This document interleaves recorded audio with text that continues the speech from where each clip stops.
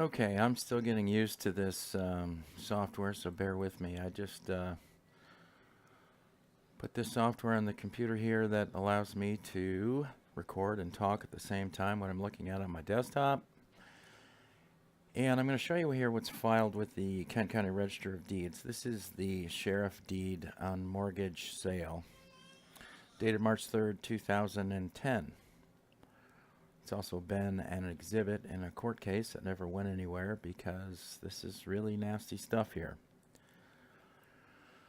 Okay, what I'd like to point out is a couple things really. Right here, the property was allegedly sold at the sheriff's sale for $128,000. The ad listed in the paper was $120,000. So between the time the ad ran, which would have been the amount claimed to be owed, up through close to the end of January was 120, and allegedly sold on March 3rd for $128,000. There's a difference here of $8,000. And thanks to one of my viewers on YouTube, they're asking me, what would motivate a sheriff's department to create a fraudulent, counterfeit sheriff sale deed? And I'm thinking that it might actually be reflected in the difference of the price here. I'll just flip real quick to the page with the price here so you can see it. This is what was listed in the newspaper. And where'd it go? There it is. $120,000. So that's what was supposed to be the amount, and it actually sold for $128,000. So the $8,000 difference, I believe, is related to what may have been profited by the sheriff's department for creating this counterfeit deed. Now, I just want to flip back and forth here. I've got the blank copy, and then I've got highlighted copies. Everything that's highlighted should have been filled in. Right here, Sheriff Deputy Patrick McCullough. It was his duty to fill this out, sign it, and have it notarized. This is an official document, folks. Okay, this document is no different than it was when he pulled it out of the drawer. It was supposed to be filled out and then signed and then notarized. But that wasn't done. That creates a perjury, a 15-year felony perjury. And that's right on page 1. Now here we are on page 2. I'm going to go to the highlighted version. Okay, these things are extremely important. All of these steps need to be fulfilled prior to declaring any legitimate foreclosure. This is the affidavit of publisher. And as you can see here, it's entirely blank. It's entirely blank, and it's not signed, and it's not notarized, and the notary is listed here by name, but it's not notarized, meaning it's like a search warrant that's not signed by a judge. Same difference here.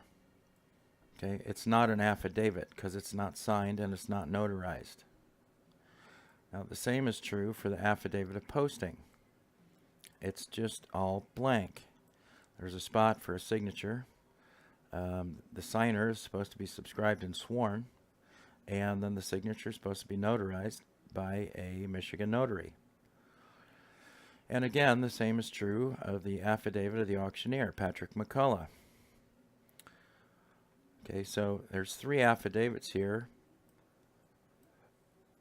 and none of them are filled in. The first 2 aren't notarized, where Patrick McCullough's signature is notarized. And again, the document is entirely blank. All of these spaces were supposed to be filled in prior to his signature, because his signature acknowledges that the information contained hereon is true and accurate with regard to this sheriff sale, to the best of his knowledge and belief.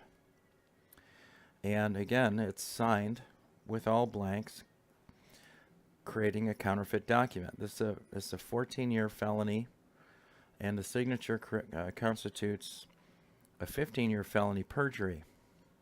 And again, his signature is notarized, just like on page 1. Now Patrick McCullough signs it again. At the bottom of page 2, and again, it's blank. It's entirely blank. So what's important about this is it was supposed to specify the amount of time for the redemption period, and it's blank. This property was never sold, folks. This counterfeit sheriff sale deed makes it look like the property was sold, but it wasn't. And these documents are on file at the Kent County, Michigan Register of Deeds, and they were filed on March 16, 2010. So the Kent County Register of Deeds is in on this. The Kent County Sheriff's Department is obviously in on this. That's where Patrick McCullough works. And since the county is so deeply involved in this fraud against my family that was used to steal our house, we're not able to get any police help with the fact that our house was stolen with over $120,000 worth of equity.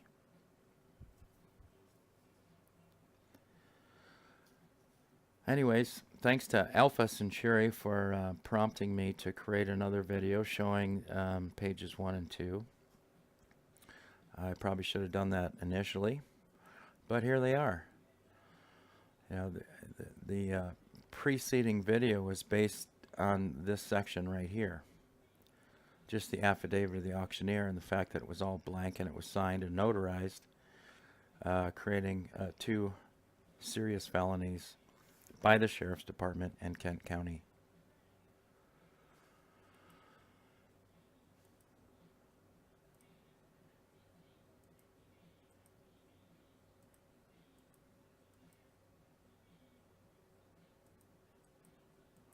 So that's it, folks. This is a counterfeit deed created by the Kent County Sheriff's Department, pages 1 and 2.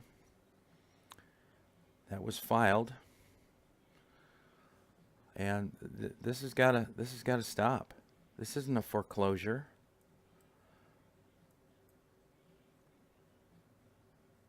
There's nothing here that even resembles a foreclosure.